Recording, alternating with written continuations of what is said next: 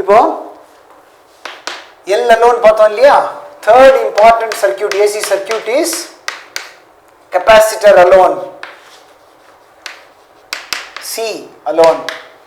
C alone na C மட்டுமே தான் சர்க்யூட்ல இருக்குன்னு அர்த்தம் இல்லையா? So what is the current? Instantaneous current when the applied EMF is E naught sin omega t. Capacitor alone. இதையும் எல்லையும் இதையும் பக்கத்தில் வச்சுட்டு கொஞ்சம் அனலைஸ் பண்ணலாம். சரியா? எல் பக்கத்தில் வச்சுட்டு அனலைஸ் பண்ணிக்கலாம். ஸோ இந்த எண்ட்லேருந்து நான் எழுத ஆரம்பிக்கிறேன் கொஞ்சம். ஆனால் இது இருந்ததுன்னா ரொம்ப கம்ஃபர்டபுளாக இருக்கும். ரைட், இப்போ வில் டேக் அப். ரிமெம்பர் எலக்ட்ரோஸ்டாட்டிக்ஸில் நம்ம படிக்கும்போது சார்ஜ் ஃப்ளோ ஆகும். Q is equal to I dt. So I is equal to dq is equal to I dt. I is equal to dq by dt ன்னு போடுவோம். ஞாபகம் இருக்கா? So சார்ஜிலேருந்து தான் கரண்டை நம்ம கண்டுபிடிக்க முடியும். So first let us find out the charge.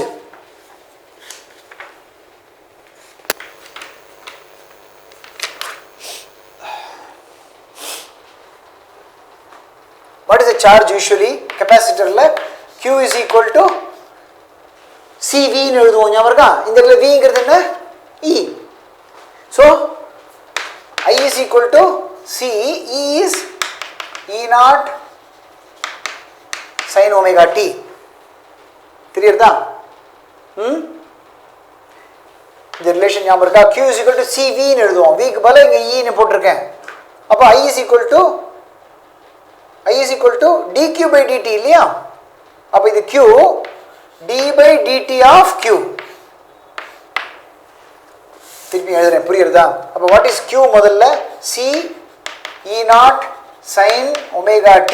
இதானே CE. அப்போ what is I? therefore dq by dt ன்னு எழுதிருக்கோமே. அப்போ differential of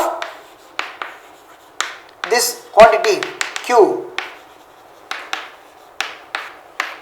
CE naught is a constant. Differential of sin omega t மட்டும் வரும். Differential of sin omega t is omega cos omega t. புரிஞ்சுதா? omega cos omega t. இது எப்படி எழுதலாம்? இது எப்பவுமே நம்ம எப்படிறோம்? E naught by something, E naught by R, E naught by L omega இப்படி தான் எழுதுறோம். அது போல எழுதலாமா? இப்போ இது எப்படி எழுதலாம்? E naught by இது நியூமரேட்டர்ல இருக்கிறது டினாமினேட்டர் கன்ஃபார்ம் பண்ணா 1 by ன்னு எழுதுவோம்ல. புரியுறதா? 1 by ன்னு இருந்தா இது மேலே தானே போகும். ஃபாலோ பண்ணுறீங்களா? ஸோ காஸ் ஒமேகா டி வரும்.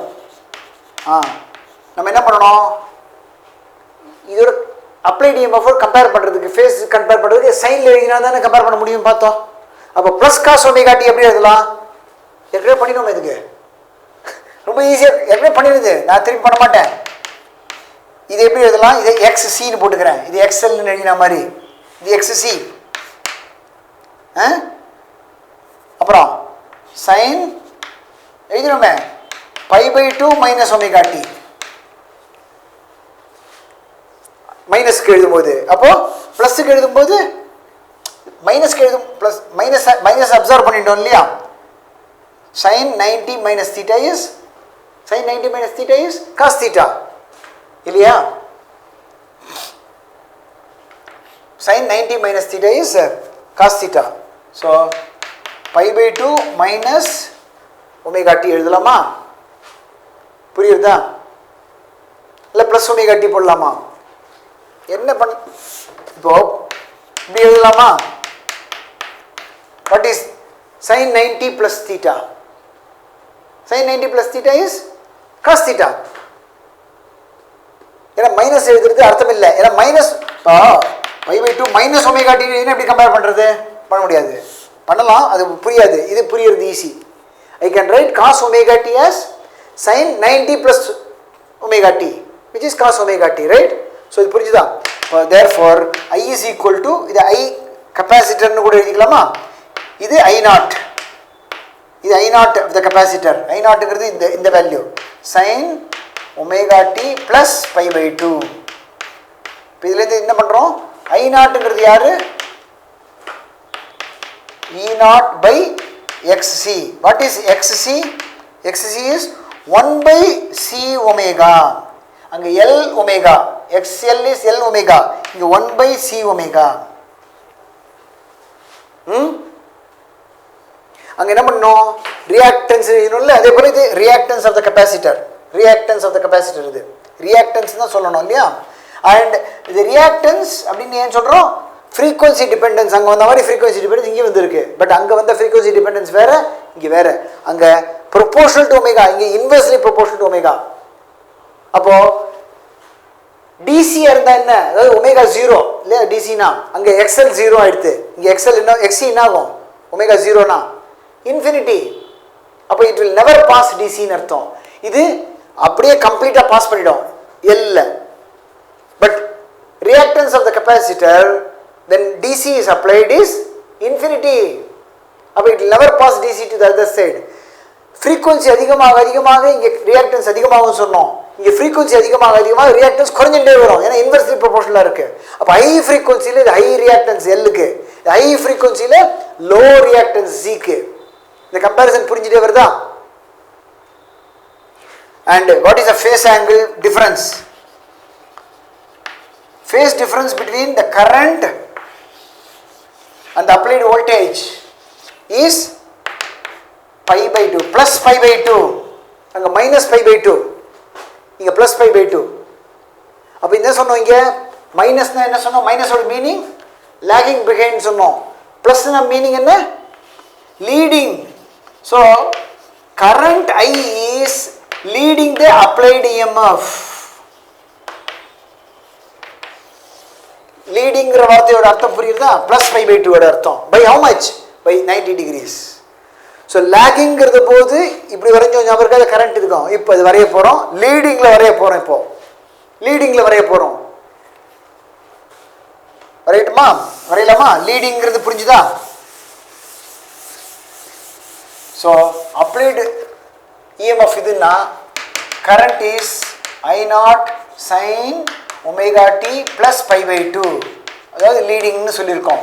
இந்த I0 என்ன வரும்? XC வரும். XCங்கிறது என்ன? 1 by C omega. So I0 is equal to E0 by XC. XC is 1 by C omega. இதெல்லாம் பார்த்தோம் இல்லை? இப்போ நம்ம ரெண்டு டயக்ராம் வரையணும். ஒன்று ஆக்சுவலாக variation of current and voltage, another is phasor diagram for capacitor. இது applied voltage. applied voltage E0 minus E0 னு. இப்போ கரண்ட் வரைய போகிறோம். கரண்ட் டாட்டட் லைனில் வரைய போகிறோம். கரண்ட் இது தோ லீடிங்கில் இருக்குது. அப்போ இது வோல்டேஜ் 0வாக இருக்கும் பொழுது ஒமேகா டி 0, அப்போ சைன் பை பை 2 இருக்கும். Sine pi by 2 is 1. அப்போ I is equal to I0. Positive ஆரம்பிக்கிறது தெரியுதா? This is I0. அப்போ இங்கே ஆரம்பிக்குது. இங்கே மைனஸ் I0ல ஆரம்பிச்சது. என்ன? லேகிங் பிஹைண்ட் சொன்னோம். அப்போ இது leading by the same amount. அது லேகிங் எவ்வளவு? Pi by 2. லீடிங் இது அதுவும் பை பை 2. அப்போ இது மைனஸில் அது ஆரம்பித்தா இது ப்ளஸில் ஆரம்பிக்கும். தென் வோல்டேஜ் பீக்கில் போகும்போது 0 ஆச்சு இல்லை? அதே தான் இது பீக்கில் போகும்போது 0 ஆகும். ஏன் 0 ஆகும் புரியுறதா? சொல்லட்டுமா? பீக்கில் போகும்போது வாட் இஸ் த ஆங்கிள்? இங்கே டைம் என்ன? இது டைம் எடுத்துக்கிறோம் இல்லையா? டைம் என்ன? T/4. அப்போ இது T/4 போடும்போது பீக்கில் போகும். இங்கே T/4 போட்டால் what is T/4? By by 2. அங்கே என்னாச்சு? Pi by 2 minus pi by 2 sine 0 ஆச்சு, ஞாபகம் இருக்கா? இங்கே pi by 2 plus pi by 2. Pi by 2 plus pi by 2 pi. Sine pi is sine 180 is 0. So 0க்கு வரும். அதில் 0 வந்த மாதிரி நெகட்டிவ்லேருந்து 0க்கு போவோம். இது பாசிட்டிவ்லேருந்து 0க்கு வரும். வோல்டேஜ் 0 ஆகும்போது இது நெகட்டிவ் 0க்கு டச் பண்ணோம். சரி, நெகட்டிவ் பீக்கு டச் பண்ணோம். நெகட்டிவ் பீக்கில் டச் பண்ணோம். அது பாசிட்டிவ் பீக் டச் பண்ணிச்சு. இது நெகட்டிவ் பீக்கில் டச் பண்ணோம். தெரியுறதா? தென் வோல்டேஜ் நெகட்டிவ் போகும்போது 0க்கு வரும். எப்பெல்லாம் இது பீக் போகிறதோ, பாசிட்டிவ் பீக் போது 0, நெகட்டிவ் பீக் போது 0. தெரியுறதா? கரண்ட் இது அதே ஐடியா இங்கே இருக்குது. லேகிங்கில் தான் பாசிட்டிவ் வோல்டேஜ் போகும்போது 0 வரும், நெகட்டிவ் வோல்டேஜ் பீக்கில் போகும்போது 0 வரும். Then finally when the voltage is 0 like this, it goes to positive I0. தெரியுறதா? So this is the current leading the applied EMF. Current leading the applied EMF. And current lagging behind applied EMF. L இல்ல pure C ல current leading the applied EMF by same amount 90 degrees. Phasor diagram அங்க வரைஞ்சதுக்கு opposite. ரொம்ப simple. இது EL, அது இந்த இடத்துல EC ன்னு சொல்லணும் இல்லையா, applied to the capacitor leading அப்போ 90 degrees. இந்த IC ன்னு எழுதிக்கலாம்னு சொன்னேன் இல்லையா கரண்ட் நம்ம. ஸோ அங்கே லேகிங்னால மைனஸில் இது ப்ளஸ், அதாவது ஆப்போசிட் டைரக்ஷனில் இருக்கும். லேகிங் லீடிங் ரெண்டும். ஸோ அது கம்பேரிசன் உடனே பார்த்துட்டே வரணும். இன் நட்ஷல், அதாவது சம்மரின்னு சொல்லணும்னா ஆர் அலோன் சர்க்யூட்டில் current is in phase with the applied EMF. Current is in phase with the applied EMF. There is no phase difference between current and the applied EMF in the case of R alone. அப்போ எப்படி வரைஞ்சோம் ஞாபகம் இருக்கா? இது peak போச்சுன்னா இதுவும் peak போகும், இது zero வந்தால் அது ஜீரோ வரும், இது நெகட்டிவ் பீக் நெகட்டிவ் பீக் வரும். அதுதான் R alone. That is the current and applied EMF are in phase. L alone circuitல the current lags behind, negative sign வந்ததால by amount 90 degrees. So the variation is like this. Phasor diagram is that. For capacitor, the current plus leads the applied EMF by the same amount 90 degrees. Leading na புரிஞ்சுதா? என்ன diagram வரைஞ்சிருக்கோம்? phasor diagram வரைஞ்சிருக்கோம். இது மூணு பார்ட்டையும் நல்ல தரவா புரிஞ்சுக்கணும். இதை நம்ம combination use பண்ண போறோம். இதோட காம்பினேஷன்ஸ் பத்தி நம்ம டிஸ்கஸ் பண்ண போறோம் நெக்ஸ்ட் கிளாஸஸ்ல.